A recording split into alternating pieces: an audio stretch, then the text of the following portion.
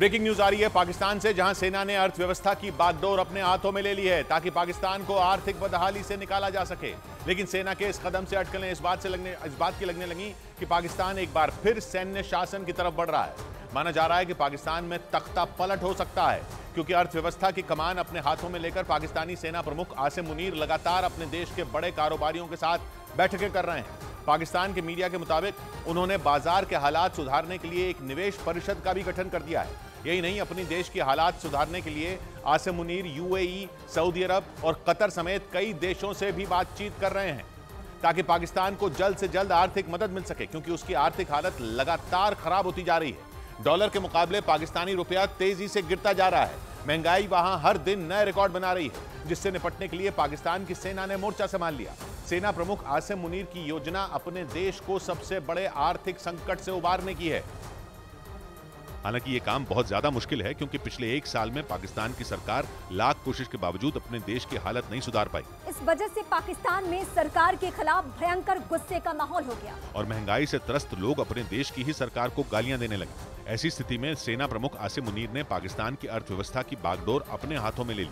वहां के मीडिया के मुताबिक सेना की योजना पिछले एक साल में पाकिस्तान छोड़कर दूसरे देशों में गए बड़े कारोबारियों को वापस बुलाने की है। उम्मीद जताई गई कि पाकिस्तान में जल्द ही खेती, खनन और IT सेक्टरों में ये कारोबारी बड़ा निवेश करेंगे। लेकिन माना जा रहा है कि आसिम मुनीर का यह कदम पाकिस्तान में एक बार फिर सेना के शासन की तरफ बढ़ता दिख रहा है। अटकलें इस बात की भी हैं कि वहां कभी भी तख्ता पलट हो सकता है, क्योंकि पाकिस्तान में इससे पहले भी कई बार सेना तख्ता पलट कर चुकी है और इस बार तो पाकिस्तान के हालात बहुत ज्यादा खराब है, क्योंकि सरकार के खिलाफ लोगों में भारी गुस्सा है।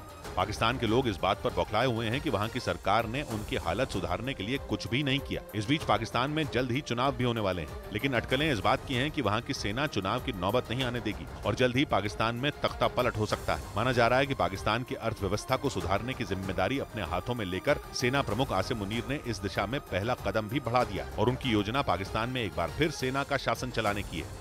और माना जा रहा है कि इसके लिए सेना प्रमुख आसिम मुनीर ने महंगाई और बेरोजगारी का बहाना बनाया है, क्योंकि इस वक्त पाकिस्तान इन्हीं समस्याओं से सबसे ज्यादा जूझ रहा है।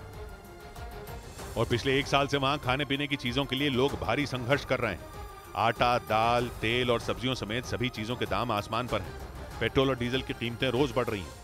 एक अमेरिकी डॉलर 307 पाकिस्तानी रुपए के बराबर पहुंच गया। यही नहीं, पाकिस्तान का मुद्रा भंडार लगभग खत्म हो रहा है, जिससे वो चाहकर भी विदेश से सामान मंगवा नहीं सकता, क्योंकि उसके लिए उसे डॉलर में पेमेंट करनी होगी, जो उसके पास बहुत कम ही बचे हैं। विदेश से आयात घटने से पाकिस्तान में कई उद्योग या तो बंद हो गए या फिर बंद होने की कगार पर। कारखानों पर ताले लटकने से लाखों लोग बेरोजगार घूम रहे हैं। इन सब वजहों से पाकिस्तान के लोगों में भारी आक्रोश है और वो किसी भी तरह इस मुसीबत से बाहर निकलना चाहते हैं। ऊपर से पाकिस्तान की बदहाली दिखाने वाली एक और खबर आ गई। पता चला कि वहां चीनी और आटे के बाद अब दवाओं की भी किल्लत हो गई। पाकिस्तान की मुश्किलें इसलिए भी बढ़ गईं क्योंकि उसका खजाना लगभग खाली हो गया और उसके पास विदेशों से इन दवाओं को खरीदने के पैसे तक नहीं बचे, जिसका असर यह हुआ कि वहां के कई मरीज तो बगैर दवाइयों के मरने की कगार पर पहुंच गए। पाकिस्तान के मीडिया के मुताबिक विदेशी मुद्रा की कमी की वजह से पाकिस्तान में पिछले 6 महीनों से कई जरूरी दवाएं आयात नहीं की गईं। यही वजह रही कि इस समस्या से निपटने के लिए पाकिस्तान ने ईरान से मदद की गुहार लगाई, ताकि वो पाकिस्तान में ही इन दवाओं को बनाने में उसकी मदद कर सके। बताया गया कि इसके लिए पाकिस्तान के स्वास्थ्य मंत्री डॉक्टर नदीम जान और ईरान के राजदूत के बीच एक मीटिंग भी हुई, जिसमें पाकिस्तान को इस समस्या से निकालने की रणनीति बनाई गई। उधर बड़ी खबर